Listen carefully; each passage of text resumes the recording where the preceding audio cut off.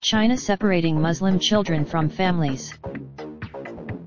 Based on publicly available documents, and backed up by dozens of interviews with family members overseas, the BBC has gathered some of the most comprehensive evidence to date about what is happening to children in the region.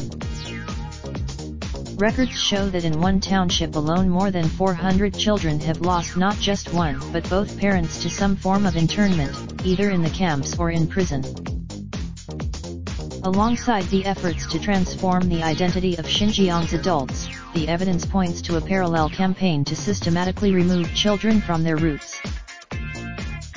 China's tight surveillance and control in Xinjiang, where foreign journalists are followed 24 hours a day, make it impossible to gather testimony there. But it can be found. In a large hall in Istanbul, dozens of people queue to tell their stories, many of them clutching photographs of children, all now missing back home in Xinjiang.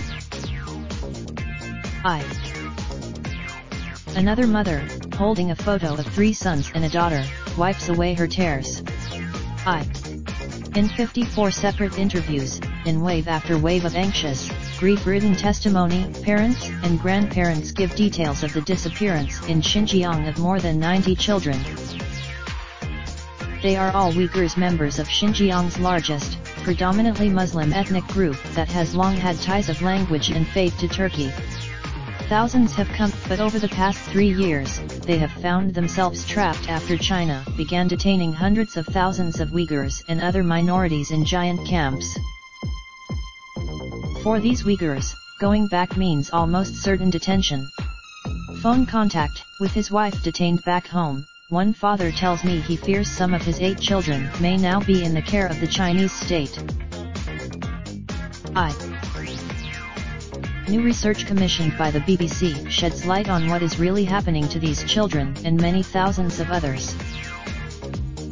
Campuses have been enlarged, new dormitories built and capacity increased on a massive scale.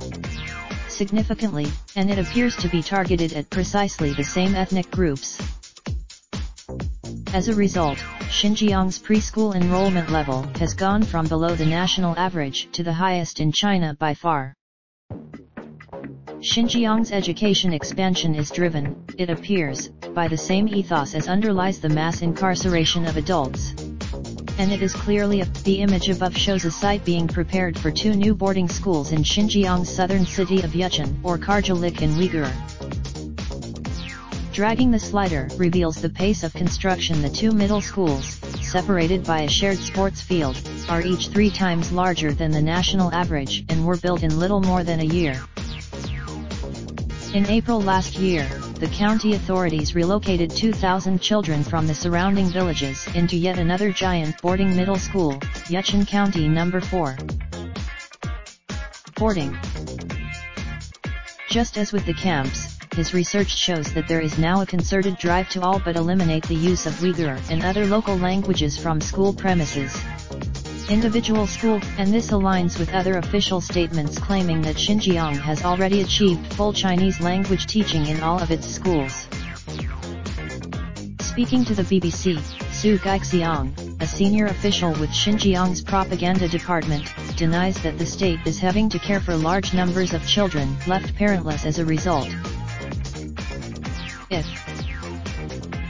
Some of the relevant government documents appear to have been deliberately hidden from search engines by using obscure symbols in place of the term vocational. These boarding schools, they say, allow minority children to learn better. We telephoned a number of local education bureaus in Xinjiang to try to find out about the official policy in such cases. Most refused to. We asked one official what happens to the children of those parents who have been taken to the camps. In the hall in Istanbul, as the stories of broken families come tumbling out, there is raw despair and deep resentment too. Thousands.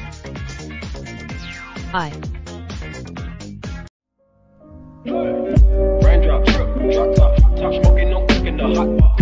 Fucking on your bitch, yeah, that. Looking up in the park, pot.